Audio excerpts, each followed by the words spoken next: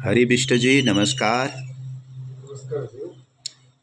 हजुरको छोटो परिचय पाऊँ न। मेरो नाम चाहिँ हरिविष्ट, म भोजपुरबाट हजुर। अनि हजुरले यो पहेँलो कपडा रुद्राक्ष लगाउनु भएको छ, रुद्राक्षको बारेमा कस्तो ज्ञान छ हजुरलाई? हजुर, अब म रुद्राक्ष बगैँचामै जन्मेको, रुद्र समाजमै हुर्केँ। अहिले चाहिँ रुद्राक्षकै आध्यात्मिक जगतमा प्रवेश गर्ने कोसिस गरिरहेको छु।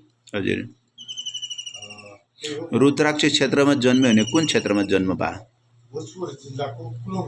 ए, अनि त्यहाँ हाम्रो रुद्राक्ष खेती छ? हजुर, ठुलो रुद्राक्ष खेती छ। ए, धेरै नै ठुलो बगान छ? 200-300 जस्तो बिरुवा होला। 200-300 रुद्राक्ष सबै फल दिने खालका हुन् कि कस्ता हुन्? बिरुवासहित 300 जति छन्। अनि फलेका बोटहरू चाहिँ कतिवटा छन्?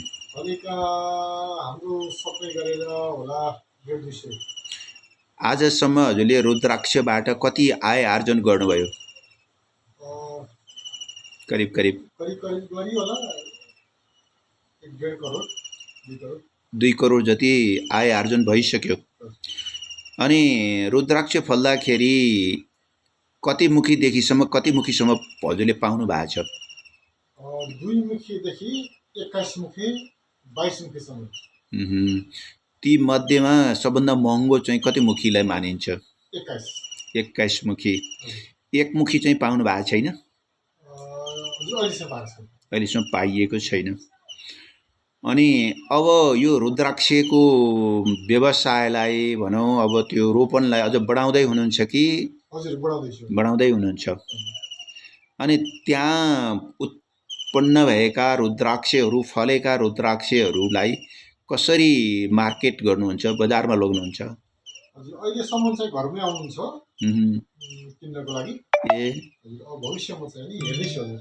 ए, अनि हाम्रा भक्तहरूलाई रुद्राक्ष चाहियो भने अब अहिले त फल्या छ त? अब फुल्ने सिजन हुन लाग्यो। अहिले हजुरसँग रुद्राक्षका दानाहरू छन्? अनि सम्पर्क गर्नु पर्यो भने हजुरलाई कसरी सम्पर्क गर्ने? रुद्राक्ष जो भक्तहरूले रुद्राक्ष दाना चाहनेहरूलाई त्यो ठेगाना भनिदिनुहोस् न। मेरो युट्युब च्यानल नै छ हजुर, हरि रुद्राक्ष भन्ने। हजुर, त्यहाँबाट सब्सक्राइब गर्न सक्नुहुन्छ। र मेरो फोन नम्बर पनि त्यहाँनिर दिएको छ। कति हो फोन नम्बर? फेरि एकचोटि भनिदिनुहोस् न। 9803977793। यसमा सम्पर्क गर्यो भने हजुरसँग भेट हुन्छ। अनि यो युट्युब च्यानल पनि यो विशेष गरेर रुद्राक्षकै अलिकति प्रचार प्रसार होस् भन्ने उद्देश्यले खोल्नु भएको हो कि क्या हो? ए, ल यहाँलाई धेरै धेरै धन्यवाद छ। यहाँको रुद्राक्षमा सुमङ्गलम, यहाँको उत्तर प्रगति होस् र यहाँले रुद्राक्षको व्यवसाय गरेर सबैलाई शिवमय बनाउनुहोस्, पुण्य कमाउनुहोस् है। सीताराम, जय हनुमान बालाजी, बडेश्वर धामको जय होस्, गुरु महात्मा सुशीलको जय होस्।